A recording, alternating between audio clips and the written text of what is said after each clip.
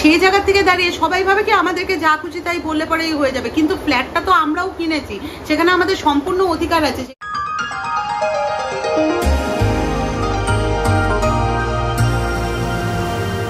Hello, good morning. আশা করি আপনারা সবাই ভালো আছেন। সকালে বাজে এখন 7:30।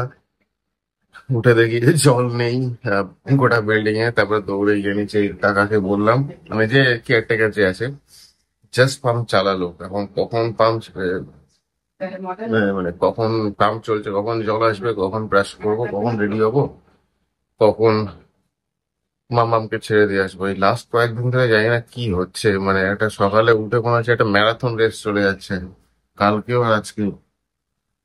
আজকেও তো রিক্সা স্ট্যান্ডে দৌড়তে হবে।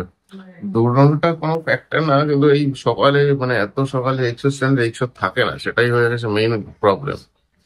তার মধ্যে ফ্যামিলির মা, মানে আমার ইনলজ আজকে চলে যাবে, একই টাইমে মনে আমরা বেরোবো।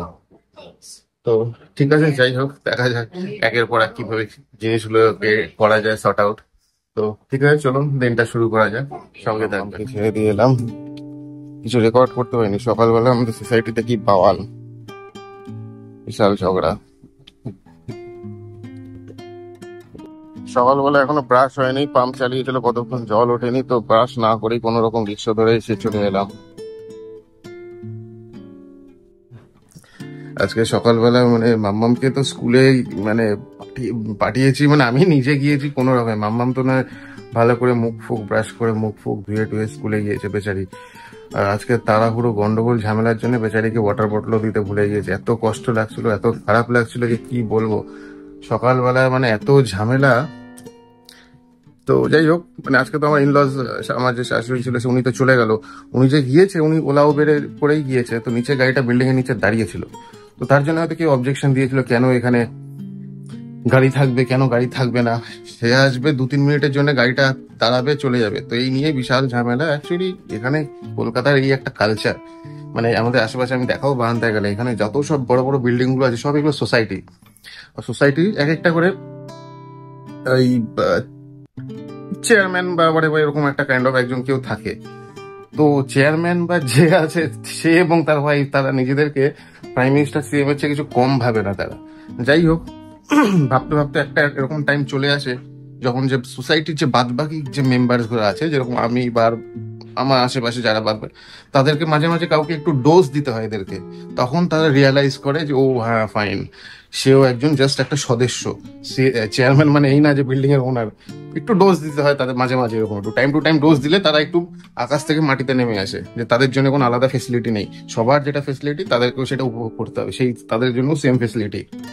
এনিওয়ে, যাই হোক, অনেক বেলা হয়ে গেছে, প্রায় এখন দেখছেন 9টা বাজে। এখন একটু চাটা খাই, চাটা খেয়ে তারপর না কথা বলছি। চাটা খেয়ে নেই। এই যে ককরোচ উঠে গিয়েছে। আজকে সারাদিনের ঝামেলা, সারাদিন না, সকালবেলা ঝামেলা চোটে। এত এত আওয়াজ চেঁচামেচি হলে তো, সরি, এত আওয়াজ চেঁচামেচি হলে তো হবে। এই যে যেগুলো বলছিলাম আমি, এই একটা, এই যে এই যে এদিকে যত সব বিল্ডিং দেখছেন, এদিকে পরপর যত বিল্ডিং দেখছেন, এদিকে এই যে দিকে এরকম লাইন করে প্রচুর বিল্ডিং আছে। আমরা যে বিল্ডিং এ আছি, এই বিল্ডিং এর সাইড দিয়ে প্রচুর বিল্ডিং আছে। এগুলো সব হচ্ছে সোসাইটি। এক একটা সোসাইটি মানে এই নর্মাল প্রমোটার যে বিল্ডিং তৈরি করে সেরকম সোসাইটি হয়, একটা কোঅপারেটিভ সোসাইটি, বড় বড় সোসাইটি হয়। তো এই সোসাইটির যে ওনার মানে চেয়ারম্যানরা থাকে, তারা নিজেদেরকে কিছু প্রাইম মিনিস্টার বা আসতে এত হর্ন মারে সকাল সকাল। সিএম বা প্রাইম মিনিস্টার ছাড়া কিছু মনে করে না নিজেদেরকে। যাই হোক, টাইম টু টাইম এদেরকে একটু ডোজ দিতে হয়, তারপরে তারা রিয়ালাইজ করে অন গ্রাউন্ডে ফিরে আসে। এনিওয়েজ, যাই হোক, চটপট চাটা খেয়ে নিই, খেয়ে আর কি খেয়ে নিই। বাজে এখন প্রায় 9:30। মানে সকাল থেকে যা ঝামেলাটা গিয়েছে, এই যে ককলোচে তো মানে একদম, যদিও এমন কিছু না, মানে আমি ম্যাক্সিমাম দিনই আমি মাম্মামকে দিয়ে এসে দেখি যে ওরে বাবলে ও জেগে আরম্ভ করেছে নাচানাচি। তো যাই হোক, সকাল থেকে আজকে যা ঝামেলা, এক তো জল নেই, তারপরে ওই নিচে চেঁচামেচি।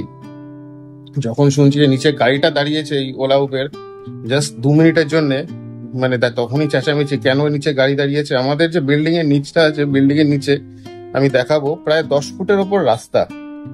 এখানে দুটো ট্রাক পাশাপাশি চলে যাবে, মানে এতটা চড়া রাস্তা। সেখানে একটা জাস্ট 2-1 মিনিটের জন্য একটা অল্টো গাড়ি দাঁড়িয়ে, অল্টো না সে ডিজায়ার গাড়ি দাঁড়িয়েছিল, তার জন্য এত ঝামেলা, রাস্তা ব্লক হয়ে একেবারে বিশাল ট্রাফিক লেগে যাচ্ছে যখন, তখন আমার একদম মাথা খারাপ হয়ে গিয়েছিল। নিচে গিয়ে মানে কি বলবো, মানে কখনো কখনো মানে চুপ থাকতে থাকতে কখনো কখনো কাউকে বোঝাতে হয় যে মানে এই রাস্তা, বিল্ডিং কারোর একটা নিজস্ব প্রপার্টি না, এখানে সবাই শেয়ারেই থাকে, সবাই এখানে বোর্ড মেম্বার, এই সোসাইটির সবাই নিজস্ব বোর্ড মেম্বারের নিজস্ব ভাগ আছে। চোখ ওর প্রায় বন্ধ হয়ে এসছে, চোখটা একটু না হলেই ঘুমিয়ে পড়বে মেয়েটা, মুখে বুড়ো আঙ্গুল দিয়ে চুপচাপ ঘুমাচ্ছে। যাই হোক, এই ঝামেলার মধ্যে আরো যেটা খারাপ লাগছে যে মাম্মামকে জলের বোতলটা দিয়ে পাঠালাম না আজকে, এত তাড়াহুড়ো লেগে গিয়েছিল, মানে ব্রাশ না করেই তো আজকে আমি কোনো রকমের ড্রেস পরে বেরিয়ে গিয়েছি, মানে এত সেটা একটা ঝামেলা। জল ছিল না, কোনো রকমে মানে ইয়ে করেছে, মাম্মামকেও কোনো রকম রেডি করানো হয়েছে। এই ইয়েতে মেয়েটা জল এমনি খেতে, এত সমস্যা, খাওয়া দাওয়া করতে চায় না, জল খেতে চায় না, তার মধ্যে আবার এই ঝামেলা। খুব মানে মানে যাই হোক, এটা নিজে খারাপ লাগছে, মেয়েটাকে জল না দিয়ে পাঠালাম আজকে, এত খারাপ লাগছে। যাই হোক, শ্রাবণীর সাথে কথা বলি একবার, কি মানে ওর কি মানে রিয়াকশন, মানে সবারই মাথা খারাপ, মানে মাথা খারাপের থেকে প্রচন্ড রাগ। এই এখন ঘুমিয়ে পড়েছে, বাবার কোলে আসলে একটু ঘুমিয়েই পড়ে, কিন্তু কখনো কখনো তো দুজনের মধ্যে ঝামেলা হয় কে বাবার কোলে উঠবে, তখন আমাকে দুজনকেই পাশাপাশি কোলে নিয়ে ঘুরতে হয়। দেখুন মুখের মধ্যে বুড়ো আঙ্গুলটা দিয়ে ঘুমিয়ে পড়েছে ককরোচ। ঠিক আছে, শ্রাবণী তোমার কি মানে রিয়াকশন বা কি বলবো, মানে রিয়াকশন কিছুই না। আজকে সকালবেলা ওঠার পর থেকে এই বিল্ডিং এ চারটে ক্যাপটা লাগাও তো পাশে, এই বিল্ডিং এ 4টে স্টুডেন্ট আছে যারা স্কুলে যায়, তার মধ্যে থেকে আমার মেয়ে সব থেকে ছোট। এবার সকালবেলা উঠে মেয়েকে মানে আমি আজকে কিভাবে ব্রাশ করিয়েছি আমি নিজেও জানি না, যেটুকুন জল ছিল বোতলের জল দিয়ে ফ্রিজ থেকে জল বের করে, এমনিতেই মেয়েটা সর্দি কাশি লেগেই আছে, তার উপরে এরকম করে ওকে করাতে হলো একরকম। মা আজকে বেরিয়ে যাবে স্বাভাবিকভাবে, জানেনই আপনারা, মা চলে গেলে পরে একটা স্বাভাবিক খারাপ লাগে মনে। যাই হোক, মা আসে 15 দিন গ্যাপে গ্যাপে বা 1 মাসের মধ্যে 1-2 বার করে আসবেই, কিন্তু তাও একটা মানসিক কি হয়, বাচ্চাগুলো 6-7 দিন, হ্যাঁ আসলেও ওরকম 6-7 দিন থাকে। এবার যাই হোক, বাচ্চাগুলো মা চলে গেলে পরে আমার যতখানি না এখন কষ্ট লাগে, যেহেতু বাচ্চাগুলো মানে মায়ের কাছে একদম প্রথম থেকে, বিশেষ করে আমার বড় মেয়ে, ওর তো আরো বেশি কষ্ট লাগে। স্কুলে যাওয়ার সময় খুব এমনিই ঝামেলা করে, আজকে তো কান্নাকাটি শুরুই করে দিয়েছিল। এবার হলোটা কি, মা শতই করে তাড়াহুড়োর মধ্যে, বাথরুমে জল নেই, সব বোতল কালকে রাতে খালি হয়ে গেছে, ফ্রিজে জল ছিল না, এবার ও ব্রাশ করতে পারেনি। আমি বারান্দায় মাকে বললাম তুমি একা চলে যাও, মা লিফটে করে একা নিচে নেমে, গাড়ি বুক করাই ছিল তো গাড়ি এলো। এবার গাড়ি এসে যখন আমি বারান্দা থেকে মাকে মানে হাত দেখাচ্ছি, তখন দেখছি নিচে বিশাল ক্যাচাল কি নিয়ে, নাকি গাড়িটা এখানে কেন দাঁড়িয়ে আছে। অদ্ভুত কথা, গাড়িটা গেটের সামনে দাঁড়াবে না তো কি মানে 1 কিলোমিটার দূরে দাঁড়াবে। তখন এখানে প্রাইভেট কার, যাদের যাদের ঘরে মানে কোনো কারো জামাই আসে, কারো রিলেটিভ আসে, প্রাইভেট কার এই গেটগুলোর সামনে বড় বড় 3টে গেট আছে আমাদের বিল্ডিং এ, কিন্তু কোনোদিনও কোনো সমস্যা হয়নি। আজকে শুনে আমার মাথাটা গরম হয়ে গেছে। কোনোদিনও আমি ফ্ল্যাটের কোনো ব্যাপারে, স্বাভাবিকভাবে শতই ফ্ল্যাটের গার্জিয়ান, ও যেহেতু বড়, ওকে আমি বলি ঠিক আছে তুমি গিয়ে বলো, কিন্তু আমি কোনোদিনও কোনো কিছুতে মুখ খুলিনি। এবার আজকে তখন মাথাটা এত গরম হয়ে গেছে, সকাল থেকে জল নেই, মেয়েটাকে স্কুলে পাঠাবো, মেয়েটার টিফিন রেডি করছি, এদিকে চা বসিয়েছি, চায়ের জায়গা পুরো চা উতলে গিয়ে পুরো ভরে গেল, সেটা পর্যন্ত পরিষ্কার করতে পারছি না। এবার গাড়িটা এসে দাঁড়ানো চিৎকার, তো আমি নিচে যে সিকিউরিটি গার্ড ছিল তাকে তো উপর থেকে পুরো ঝাড়লাম। তারপরে নিচে শতক যাওয়ার পরে গাড়িটার ব্যাপারটা, একটা আমাদের ফার্স্ট ফ্লোরে একজন মাসিমা আছে, মাসিমা বললেন যে আমি বুঝতে পারিনি, অন্য ফ্ল্যাটের গাড়ি ভেবেছি, সেজন্য ঠিক আছে চলো, গাড়িটার ব্যাপার গেল। কিন্তু এই যে মানে কলকাতার ফ্ল্যাটগুলোর আমরা বহু বছর বোসপুকুরে ভাড়া থেকেছি, এবার সেখান থেকে সেখানেও দেখেছি, বা কলকাতায় যে কোনো জায়গায় দেখেছি, এখানকার ফ্ল্যাটের সেক্রেটারিরা নিজেদেরকে ভাবে মনে হয় প্রাইম মিনিস্টার, কেন ভাবে, কিসের জন্য ভাবে জানি না। এবার এখানে এটা হচ্ছে কোঅপারেটিভ বিল্ডিং এ আপনারা জানেন কিনা আমি জানি না, সবার একটা শেয়ার সার্টিফিকেট, কোঅপারেটিভ সোসাইটি। এবার সেখানে হচ্ছে সবার একটা শেয়ার সার্টিফিকেট থাকে, আমরা সবাই কিন্তু বোর্ড মেম্বার। আর এই বিল্ডিং এর মানে যারা যারা আছে সবার সমান অধিকার আছে, সেটা কোঅপারেটিভ সোসাইটি না হলে পরেও যে কোনো ফ্ল্যাটে, যদি নিজস্ব ফ্ল্যাট হয়, কেউ তো ভাড়া নেই, আর ভাড়া থাকলে পরেও তারা পকেটে থাকে না, তারা যথেষ্ট পরিমাণ অ্যামাউন্ট দিয়েই এখানে ভাড়া থাকে। যাই হোক, এবার লিফটে করে আমাদের জিনিস আসে, সেখানে কিছুদিন নিচে সেক্রেটারি যিনি ছিলেন তিনি এবার লিফটের জিনিস কেন নিয়ে যাওয়া হচ্ছে, ডেলিভারি বা লিফটে করে জিনিস তুলবে না। পরবর্তীতে আমরা জানতে পারলাম তার মেয়ের বিয়ের সময় সমস্ত ক্যাটারের জিনিস লিফটে উঠেছে। আমাদের এই পুরো বাড়ি ইন্টেরিয়ার করার সময় সিঁড়ি দিয়ে সব প্লাই বলুন বা যে কোনো যে শীট গুলো উঠেছে, যা যা যত জিনিস আছে সবকিছু সিঁড়ি দিয়ে তোলা হয়েছে 4 তলায়। সেখানে সিঁড়িতে রেলিং এ যেখানে কোথাও মানে গোচা বা কোনো রকম হ্যাম্পার হয়েছে, সতর্ককে বলা হয়েছিল সেই জিনিসগুলো ঠিক করে দেওয়ার জন্য, আমরা ঠিক করে দিয়েছি, কারণ তখন আমরা নতুন ছিলাম, আমরা যাই না। পরবর্তীতে আস্তে আস্তে সমস্ত কিছু জানতে পারি। লিফটে করে ডেলিভারি বয় ওঠা নিয়ে ঝামেলা। একদিন তো এমন হলো 3 তলার 3rd ফ্লোর থেকে আমাদের ঘরে ঝগড়া করতে চলে এলো কি আমার রান্নার দিদির সাথে। আমার রান্নার দিদি উপরে ওঠে লিফটে করে, নাকি লিফটের দরজা ঠিক মতন আটকায় না, সেটা আমাদের ঘরে। এদিকে তার স্কুটিতে আমাদের গাড়ি স্ক্র্যাচ খেতে খেতে মানে অবস্থা খারাপ হয়ে গেল। ঘন্টার পর ঘন্টা নিচে দোতলার ঘরের লোকজন লিফট খুলে ঘন্টার পর ঘন্টা গ্রাউন্ড ফ্লোরে। কোনো দিনও আমরা কিছু বলিনি। আজকে সেজন্য নিচে গিয়ে সিকিউরিটি গার্ডকে তো বললাম। আর সত্যিকারের কথা আজকে এতটাই মাথা গরম ছিল, আমার ফার্স্ট ফ্লোরের যিনি মাসিমা আছেন উনি যথেষ্ট মানে আমার দুনিয়াতেও ভালোবাসেন, কোঅপারেটিভ, মানে আমাকে সদৈবকেও খুব ভালোবাসে, সবসময় ফোন করে বলে যে এটা করে নাও ওটা করে নাও করে। তো মাসিমাও বলছিল সেটাই তো, তোমরা কেন এরকম। মাসিমা আমাকে অনেকদিন ধরেই বলেছিল যে সদৈব যখন কিছু বলে না যেরকম ভাবে তুমি বলো, তুমি না বলে মুখ না খুললে এখানে চলবে না। সত্যিকারের কথা আজকে গিয়ে সতৈব এমনিতেই ঠান্ডা ধীর ও কথা কম বলে, ও বললে পরে এমন ভাবে বলে যেটা কোনো কাজ হয় না। আজকে গিয়ে ওই জন্য আমি মেন গেটের সামনে দাঁড়িয়ে মাসিমার সাথে কথা বলে আমি জোরে জোরেই কাকাকে বলছিলাম যাতে ফ্ল্যাটে সবার কানে কথাগুলো যায়। আর কথাগুলো না গেলে পরে এই সমস্যার সমাধান কোনোদিনও হতো না।